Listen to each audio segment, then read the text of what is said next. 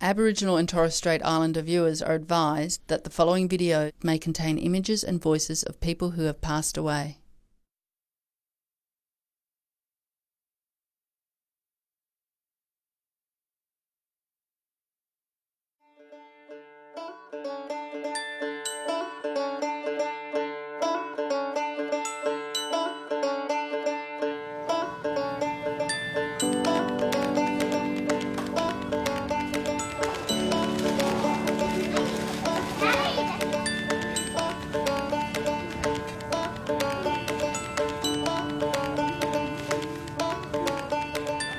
We don't call it mental health, we call it spiritual well-being. So I use the language that my Aboriginal and Torres Strait Islander, or certainly Aboriginal community, has provided with me. So that's looking at my social and emotional well-being, that's looking at my physical well-being, my spiritual well-being.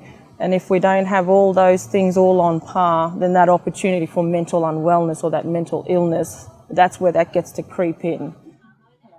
Within our culture, it is most important for us to have a good feeling, a good spirit within ourselves.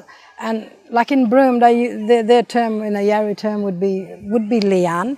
But again, where my group would be Mangron, but it still means the same. It still means the same thing. Our inner being.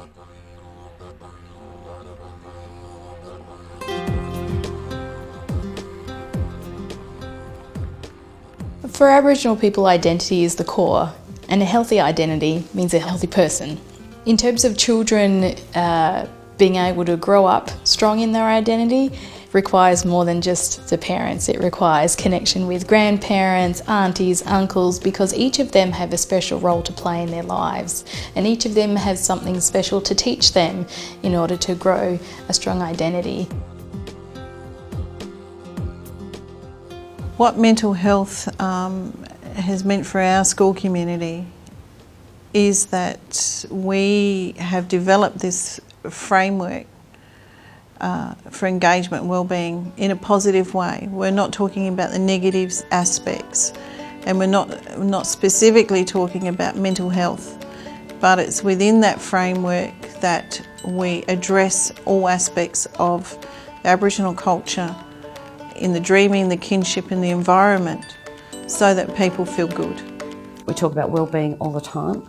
In fact, I have the 3 5s for health, and it was really lovely one day. I was coming towards the class and they went, "Yay, Annalisa, we've got wellbeing." And it was the first time I'd heard them say it, and I thought, oh, how good is that?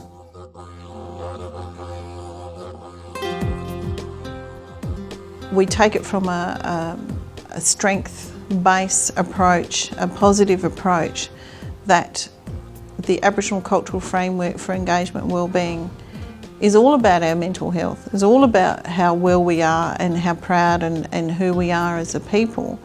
And it's our identity as a people, but it's embraced. All of this is embraced into our curriculum. You know, the whole notion of talking about mental health brings up different things to different people. In some, it brings up the notion of what's the problem, what's wrong. It's a deficit kind of a model. And Kids Matter definitely doesn't take that view. We take the view, well, we focus on mental health. So we spend time talking with our communities about what does someone who's travelling pretty well, who's mentally pretty healthy and has a good sense of self.